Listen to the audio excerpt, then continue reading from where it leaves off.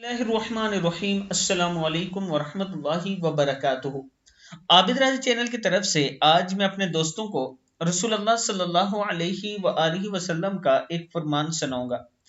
एक लड़के की दुआ पर आसमान के फरिश्ते इतराते थे। एक नौजवान सहाबी अपने घर में नमाज पढ़ रहे थे। दोज़ख की आयत पढ़कर चीख निकली। आप सल्लल्लाहु अलैहि वआलिहि वसल्लम गली से गुजर रहे थे। आप सल्लल्लाहु अलैहि वआलिहि वसल्लम ने रोने की आवाज को सुना।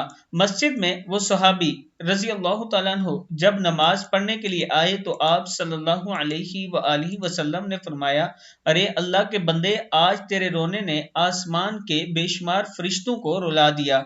ऐसे जवान थे जिनके रोने पर फरिश्ते रोया करते थे, लेकिन आज हम किस बुराई में पड़े हुए हैं ये आप और मैं बाखूबी समझते हैं।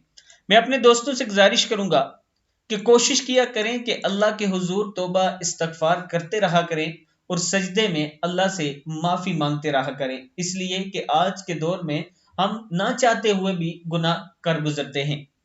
इस वीडियो को आप दोस्तों ने आगे जरूर शेयर करना है। अस्सलामु अलैकुम वरहमतुल्लाहि वबरकातुहू।